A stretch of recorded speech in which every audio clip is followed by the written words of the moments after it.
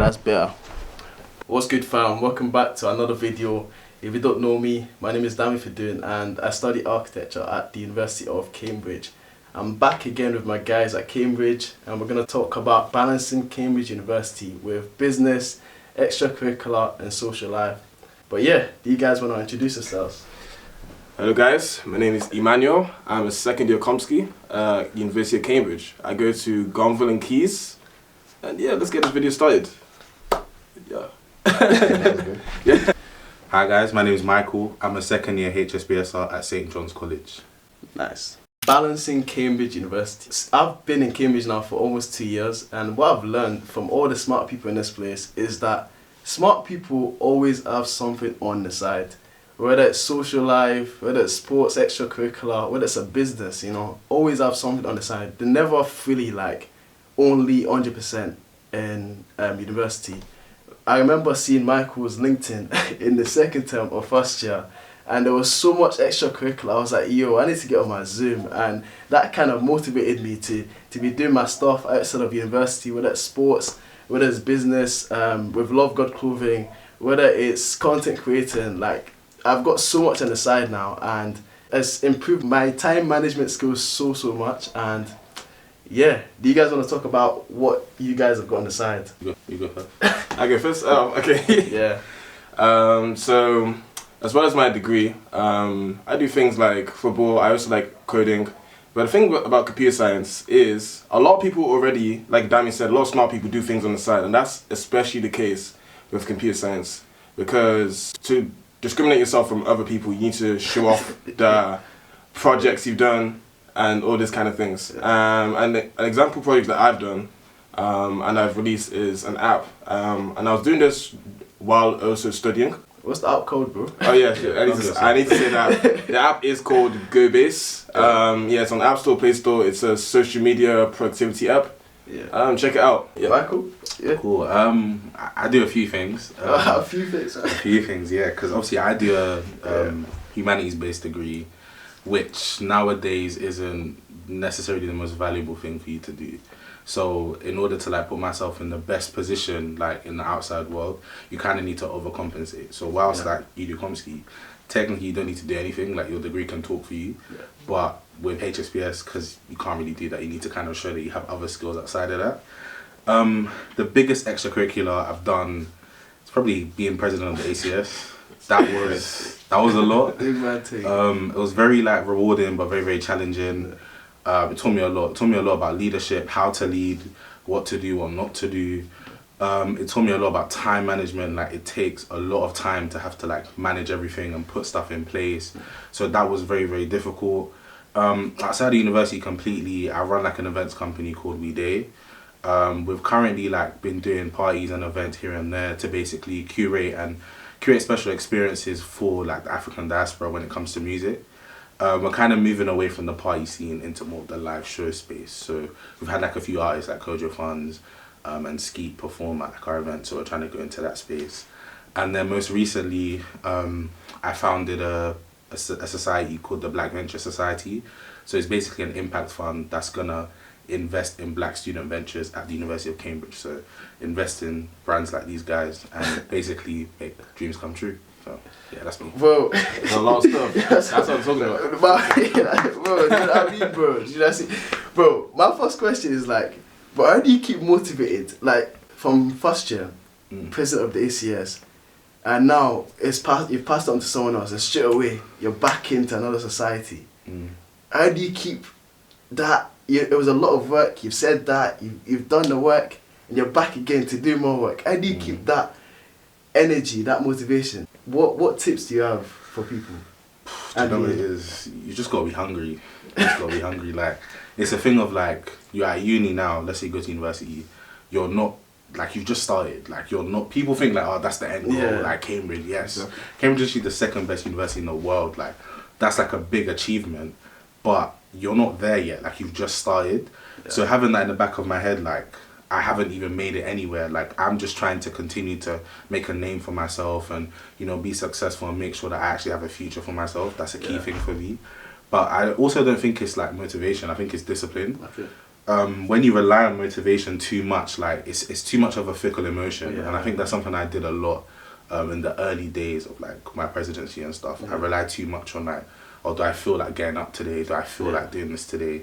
But when you just tell yourself, bro, get up, like get up, you've got this to do, you've got this to do, then it just gets done. So, that's good, man. Emmanuel, what about you? Like, obviously, Komsky, lots of work. Yeah. Lots of coursework over the break as well. Yeah. But you still managed to, all by yourself, this app. Yeah. How did you... As Michael was saying, a lot of people think once you get into University of Cambridge, that's the end goal, you're done. But that isn't the case. Instead, I see it as the biggest opportunity possible. It's the chance to network, enrich your studies. Yeah, because I see this as like a huge opportunity. I don't want to waste it. And I think a lot of the time, you have to think about where you came from. The people that are waiting on you back at home to say the results you get, the opportunities you have, the job you have. And I don't want to let anyone down. Not just because I just want to do great in this world, but I also don't want to let anybody down back at home. So that's like another reason why I push myself to make sure I go above and beyond and not just stick to the base standard. That's good. But yeah. What I've experienced with LUVV GOD, the clothing brand, because I started LUVV GOD out of term, so at the end of Easter time in first year. So like it wasn't as much work, but then the testing time came during each term when I have to keep the same amount of energy. Because with you with the events company, you know, you've got your events. It's outside of term time, but obviously you have to plan during each term while you're still ACS president. How do you keep that balance? You know, you might be productive with your events company, but that might not be as productive for your course. How do you tell yourself that it's time to start working on your uni work? I think it's learning the skill of compartmentalization. That's what you say. So like understanding that there's a time for everything. So for me, because my course, I'm doing coursework this year, but for example, last year I didn't do that. So everything was completely exams in the final term. So throughout the year, I could kind of just put my degree on like a back burner, and like not coast throughout the year, and then Easter term go hard. So it meant that whilst it was like during normal term time, I could kind of focus on events and plan events and stuff, and know what I was going to do outside of Cambridge back in London. But when it came to Easter, there's no planning of any sort of events, like you're going hard on your degree.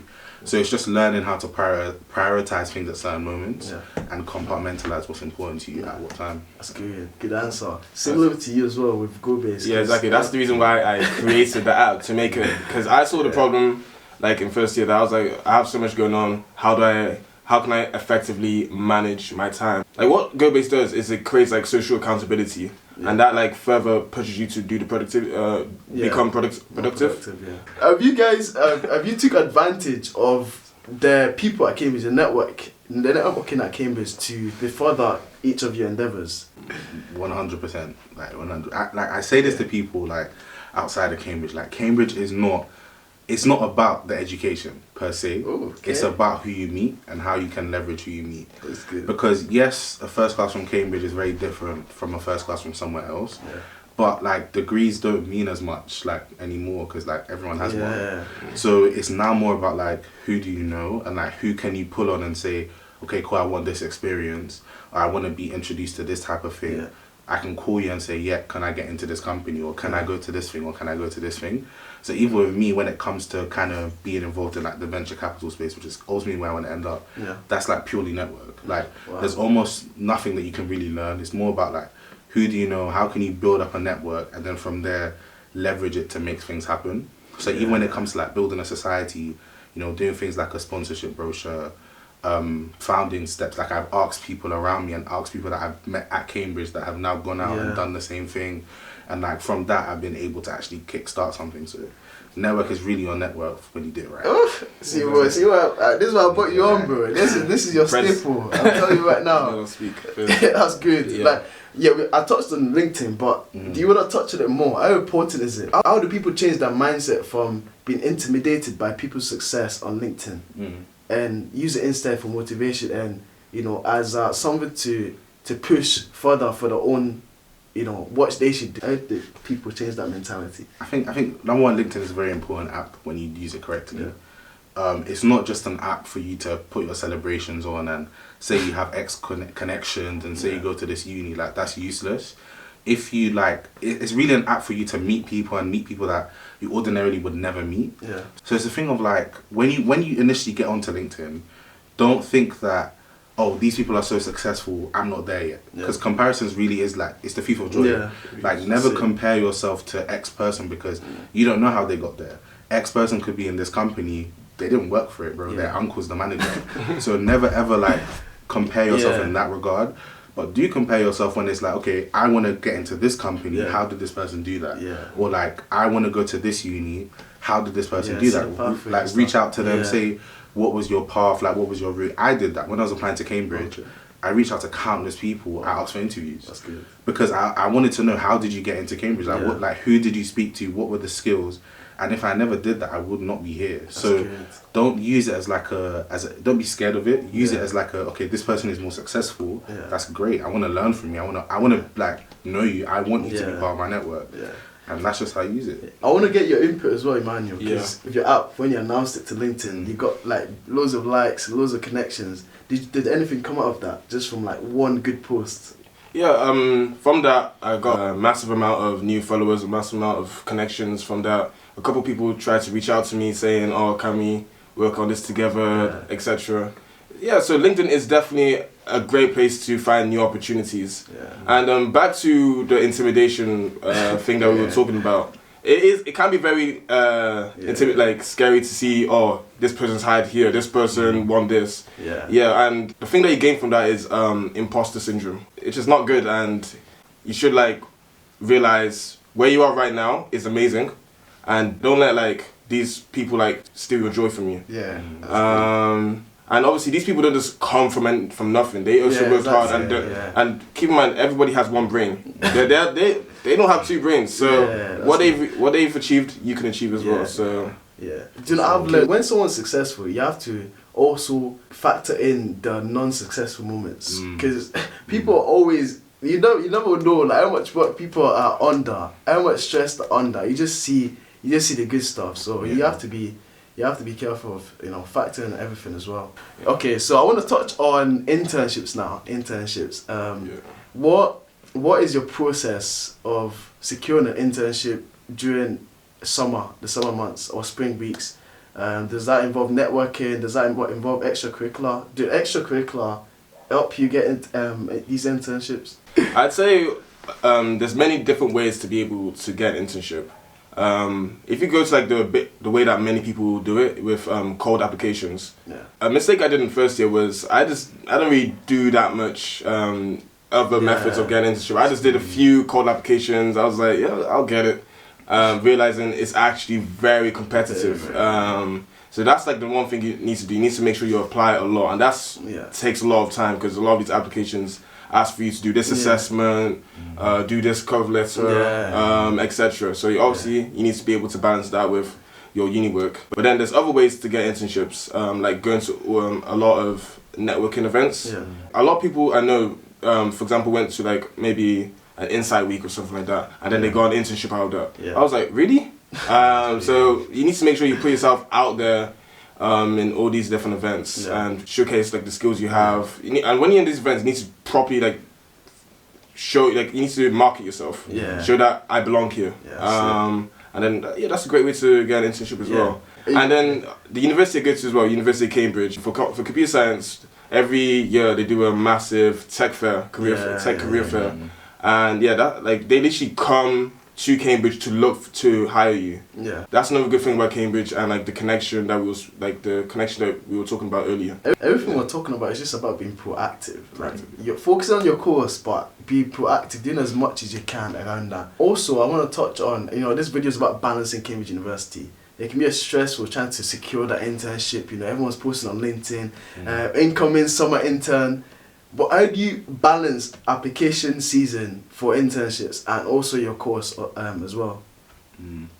I would say, like, just continue on to what you said. I think I did application season in first year a lot better, where I applied to many companies. not necessarily better, but just more like, I put my eggs in like multiple baskets. I said, I don't care, this company, this company, this company. I tried the code application thing, it did not work. Like, it's long, man. I'm telling you, especially I applied the first year, it's not really effective. I applied to like, I can say like hundreds of companies. Like, I think I only heard back from like 10. Like, it was really not it, because in first I didn't really know much. I was just like, this big name, like I'm just gonna apply to it. Luckily, I ended up in a relatively decent spring week. From there, I ended up in a really good summer. And then when it came to this year, second year, like it's a lot more important because you want that summer internship because you want to convert it, so you have a job offer before you get to third year, which is kind of ideal for you going into third year. With that, I didn't cold email. Like, I didn't apply to as many companies. I was very, very strategic. Some companies I didn't get, some companies I didn't hear back from, some I did. But it was me being more tailored and me being more specific, which meant that I didn't waste as much time like applying to 100 companies, doing 100 different cover letters. I did like 5. And like, because I only did that, meant like, even like when it comes to learning about the company, like you're not learning about 100 companies, you're learning about 5, which that was my strategy and it worked for me. So that was kind of how I did it. And then in relation to balancing, it's what I said earlier, where it's like you're compartmentalizing. Like, when it comes to October to November, application season, focus, lock in. Like, your degree will come back and it will be able to pick up later. But like October, November, before their deadlines, just apply. Like, just start researching. Even from August, I think they open in August. From there, just go hard and like just apply. And then, because once it's like December, Jan, it's closed, so you don't have to do any more application stuff. Maybe tests and interviews and stuff, but that's completely different. So another piece of advice is to probably get a mentor or something like that you can talk with, get advice from. You can even like practice interviews with them, etc. That can also really help with preparing yourself for the application phase. Now, I also want to touch on like practical steps, because we talk about, balancing it, but it can be extremely tough. Even when you get to Cambridge University in first year, you get spammed with so much emails, left, right, centre. At the start of each term, it's so easy to build up junk in your inbox. So what are your practical steps? Everything so much from different directions. You're trying to also go about and see Cambridge. Make sure you spend time with people as well. How do you practical steps? Do you what softwares do you use to keep track of to-do list? Do you use pens? Like, how do you go about it? For me, like, for each different category of things that I need to do, I first list that down, and then beginning of each day, before the day starts, I completely structure how the day is gonna go down, and I make sure I stick to that the best I can. Obviously, I don't know what can come in and just ruin everything. That happens. But yeah, that's what I do. At the beginning of every day, I have a time bracket of I'm going to do this then. I'm going to make sure I don't go back to my room after lectures. I'll go to the library for this amount of time, etc. And then, I do that with my app that I created. I keep talking about it. But yeah. For me, I'm a Google Calendar. That's what I do. If it's not in my calendar, I'm not going. It's simple. I've already seen that before. That's jokes, man. I put it in my calendar. I've locked it in. Cool, I'm going. Or I'm gonna remember. Yes, I've got to do this. It will send a little alert to me. It's gonna happen. When it comes to daily stuff, when anything I have to do, in that week or that couple weeks, put in my notes app and I'll just write down everything. Then as I go, I'll tick it off and say, I've done this, I've done this, I've done this. Anything that's really important, I'll put it in all caps and be this is important, do this ASAP. Then anything that's you can kind of forget about, or you can do it at another time, will just be in normal caps. I don't work with rigid days like that. I can't really do that. I have to keep myself fluid and ready to do anything and adapt to anything. But as I said, I'll have something kind of big to do every single day, and I will make sure I hit that every single day, and everything else is it can come at another time. But that's just what I do to make sure I don't burn out and keep myself and pace myself. Good. The reason I chose both of you guys for this video was because you guys obviously have lots of stuff going on, but there's a balance between social life, because you guys know how to rest as well, chill, you travel, while doing all this stuff, you as well, but you chill. How do you, because me, I can find it difficult at times to make time for rest. How do you always factor that in and look after yourself? I mean, it goes back to the compartmentalization. Let me. I'm gonna say it properly and then use that each time I say it. Hey, compartmentalization. Yeah, You see? yeah, time blocking. Yeah. I make sure I don't overdo the amount of work I need to do. I always keep in mind, when am I gonna eat? All that kind of thing. Because if you overwork yourself, you're not actually gonna gain anything at the end of the day when you burn out and all that kind of stuff. Rest is like super important. Like for me, like I've always understood that balance is key, and like you need to have balance between, you know, rest and like when you're doing a lot of work. So for me, I have like non-negotiables when it comes to rest. Like obviously I've said the whole point of like discipline and making sure that, you know, sometimes you might feel tired, but you've got a few more hours of revision, like push through. But like sometimes like when you're actually like you're about to crash, like just take a break, recoup, and then come back to it, and like you'll be more revitalized. For me, like I like to travel. Dami said, like for me that's a good way for me to like kind of, it's an outlet for me, like just being somewhere else in the world. I like to solo travel as well. That's also a good time to kind of just be by yourself. It's also a good place to like come up with ideas, like rethink everything. That's just what works for me. Some people it's sports, some people it's family time, some people it's just locking themselves in their rooms and like watching movies and stuff. It's just find out what works for you and find out what like you enjoy as a rest period, and just do that as much as you can, basically. Exactly. That's good. I want to touch on failures and setbacks, you know, because like we mentioned, there's success, but there's always going to be, you know, minor setbacks. You know, they're saying minor setbacks, major comeback. You know, you're not getting the results you want. How do you deal with that while having all these things also at the same time? Maybe you're not doing well in one area, but you still have to lock into other areas. How do you deal with this? For me, when there's like, for example, I get a supervision report back, not report, but like when I get supervision work back, and I'm like, oh, this is not as good as I expected. I use that to fuel me, kind of. It's almost like a redemption arc, kind of. Redemption arc, anyway.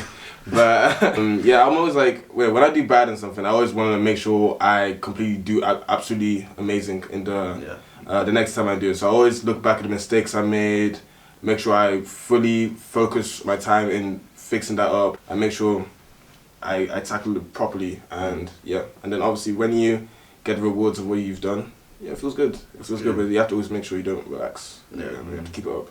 I would say first things first, like figure out what went wrong, and figure out like what is going wrong, let's say. And once you figure that out, work out how you're gonna solve that. So I have many examples where, like, you know, there's been periods where I haven't done as well, or I've been a bit too stressed out. For example, you know, in my time as ACS president, there was a period of time where like it was literally consuming me, like taking up too much of my time and taking up like just too much of everything basically. And I took a week off. I said I'm gonna take a break, rest a bit, figure out, you know, how to work a bit better, work more efficiently. Came back harder.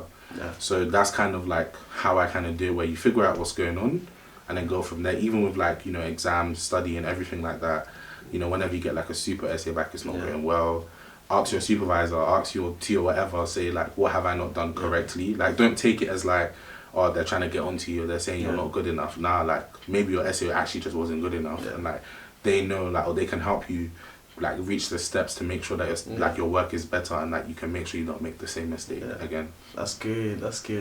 But yeah, I think that's about it, man. We've touched on everything. Balancing Cambridge University. Any final words? Don't apply for ACS president if you're not built different. That's for sure. Yeah, man. Thank you guys for coming on. Emmanuel, Michael. Now, I appreciate you guys, and I'll catch you guys in the next video. Peace. Peace. Wait a second. Wait, sit down. What? Compartmentalization. Compartmentalization. Well, I'm leaving that in, bro. Compartmentalization, How do you deal with creator's block? To be fair, my creator's block tends to align with my Christian lifestyle. So when I notice I derail from reading my Bible, that's when the creator's block will really block me. What I tend to do is I just go back and fast. I tend to get creator's block when I really derail from the Lord and His right. I'm really like, I wouldn't say backsliding, but like just getting into a habit of not focusing on the Lord as much. So I tend to just quickly do a quick fast, you know, get me, and then come back. Yeah. Created to create.